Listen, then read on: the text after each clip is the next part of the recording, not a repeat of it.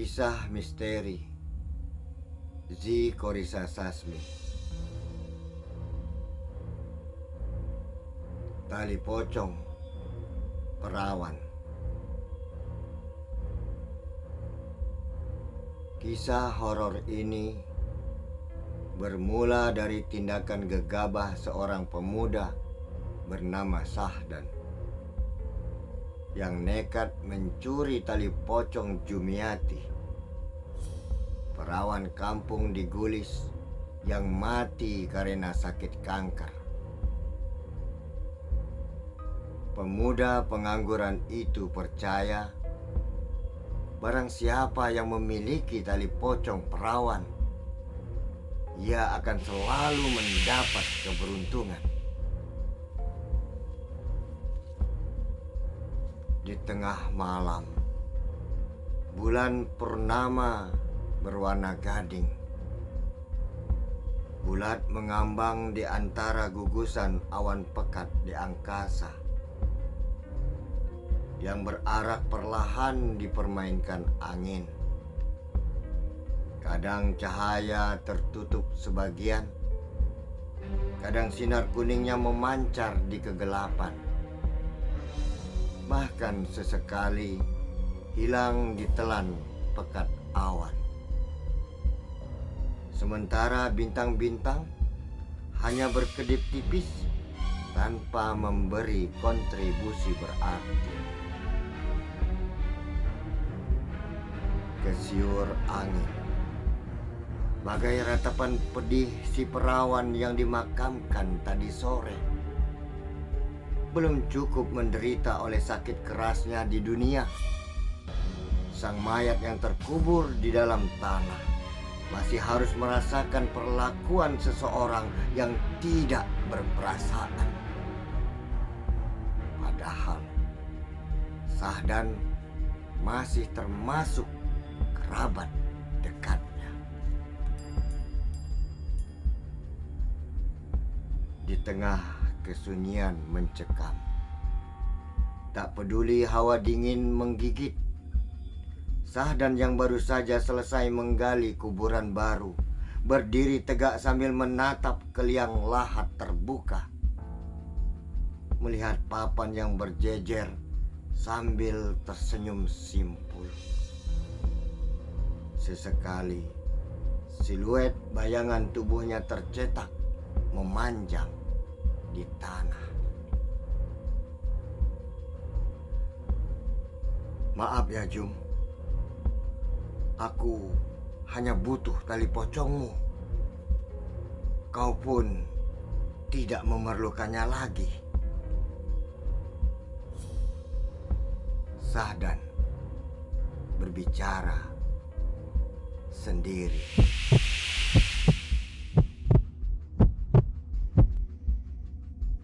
Sedetik kemudian, pemuda berusia 26 tahun itu turun ke dalam lubang yang baru digali.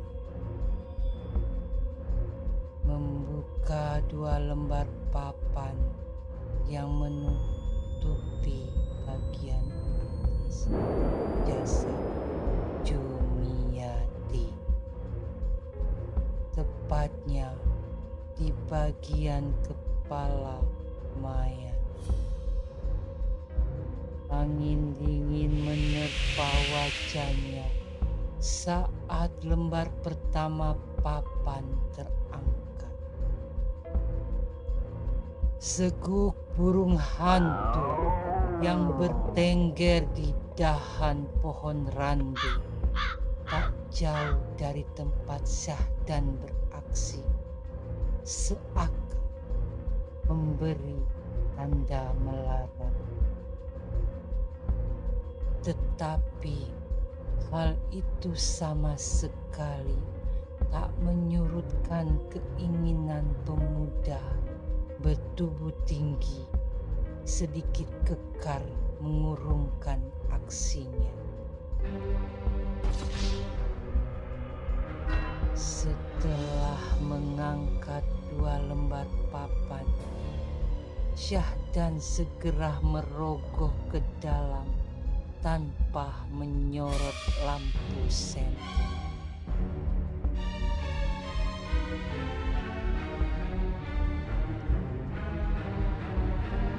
Sebab dia khawatir aksinya akan ketahuan jika menghidupkan cahaya di tengah kegelapan.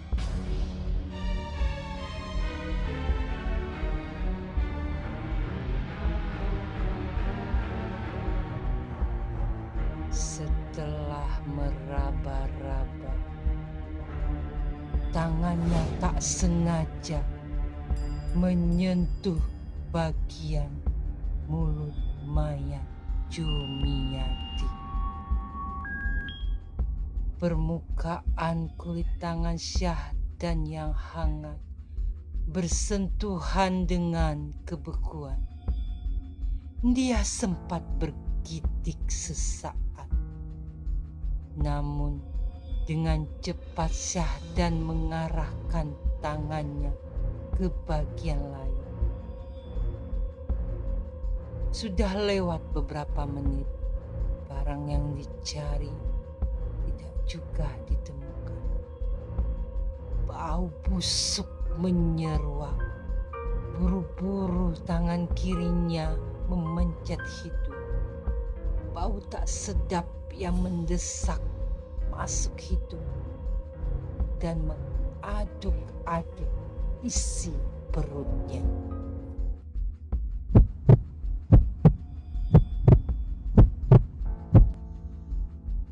Sial, umpat Syahdan ketika masih belum bisa menemukan tali pocong. Mau tak mau, pemuda itu kembali mengangkat 2 lembar papan lain agar dia dapat melihat ke dalam dengan jelas. Dengan sedikit menunduk ke bawah, bau busuk semakin menyengat. Seketika mulut Syahdan terbuka diiringi lidah yang terjulur karena mual. Tapi tekadnya belum surut. Tanpa buang masa, 2 tangan dimasukkan kembali dekat kepala mayat Jumiati. Sedetik kemudian, dia telah berhasil. Dengan perasaan senang, Syahdan segera keluar dari liang lahat tanpa menutup kembali papan yang dia bongkar. Ketika tiba di atas permukaan, pemuda itu langsung menggaruk tanah kuburan yang tadi dia gali. Lolong anjing mengiringi aksi Syahdan. Ditambah beberapa kelelawar terbang rendah mendekat. Kepak sayap melesat cepat, menimbulkan deru angin yang mampu membangkitkan bulu kuduk.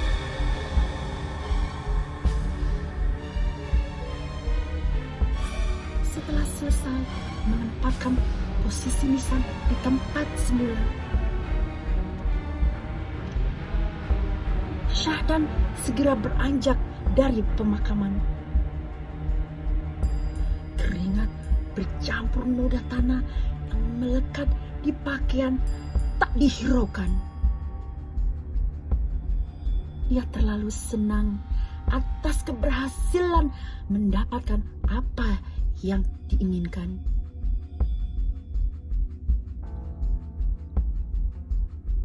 Bayangan tubuhnya segera lenyap di telan kegelapan.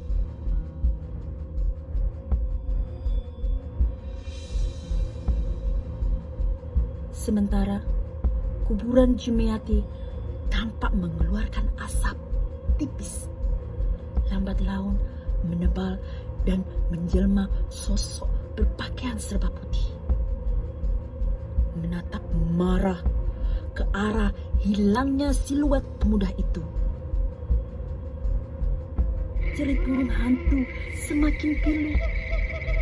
Begitu pula lolongan anjing yang terus membelah kesunyian malam. Perlahan, sosok putih itu melayang mengikuti arah kemana Syahdan pergi. Pemuda berambut sedikit gondrong itu buru-buru mandi. Setelah selesai, dia menghempaskan tubuh ke tempat tidur. Rasa lelah menggerayangi sekujur raganya. Meski begitu, tergurat rasa puas di wajahnya. Sambil menimang tali pocong di tangan, pemuda itu tersenyum memikirkan rencana esok hari. Yakin saat judi Mangkirun besok, dia pasti menang. Aku akan kaya, bisik hati kecil. Di tengah hayalan-hayalan indah, sosok serba putih yang mengikuti Syahdan pulang tadi telah berdiri di salah satu sudut kamar. Seketika bau busuk ikut menyeruak. Pemuda itu mengendus-enduskan hidung. Bau bangkai. Apa aku kurang bersih mandi tadi? Syahdan berbicara sendiri. Dia bangkit duduk mengamati seluruh tubuhnya. Tetapi tidak ada noda ataupun bau yang dimaksud. Mata pemuda itu mencari di sekitar kamar. Seketika terbelalak saat melihat sosok di sudut kanan tak jauh dari tempat tidur.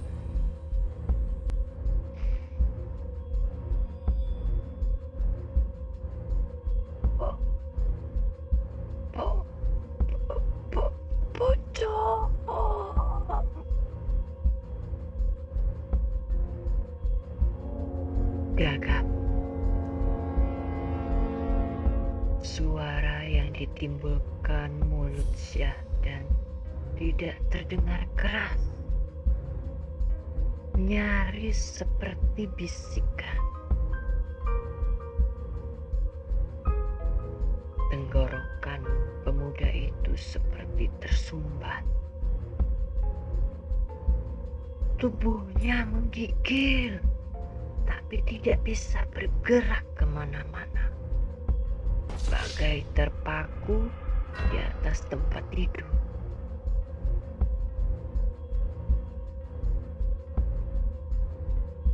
Sosok putih itu melayang mendekati Syahdan. Matanya merah menyala. Wajah yang pucat kebiru-biruan terlihat mengerikan.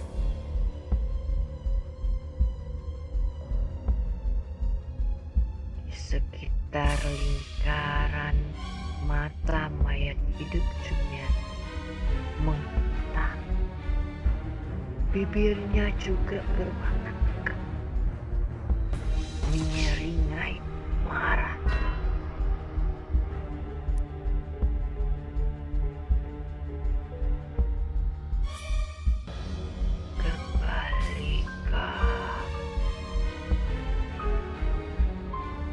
Kali pocongku.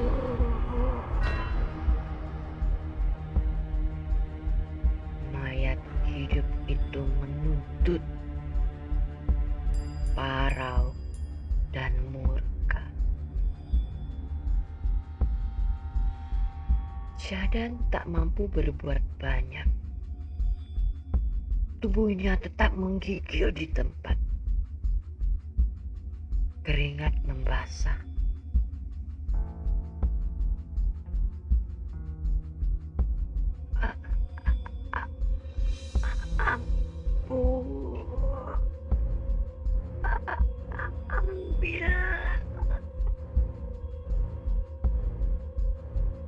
masih terdengar lirih, berbisik, dan gagap. Tetap saja, sekuat apapun Syahdan mengeluarkan suara, yang terdengar hanya bisik ketakutan. Tiba-tiba, tali pocong di genggaman pemuda itu melayang ke udara, seakan ditarik oleh si empunya dengan gaib.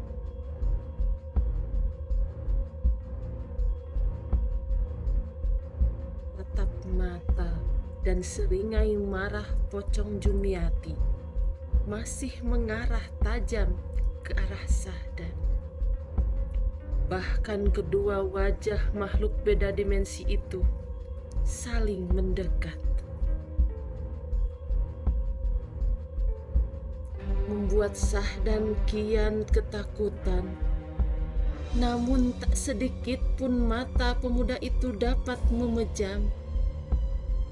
Tatapannya tetap tak bisa beralih dari wajah mayat hidup yang marah. Semua bagian tubuh Syahdan seakan dikendalikan kekuatan pocong Jumiati. Tiba-tiba tali pocong menjerat leher Syahdan.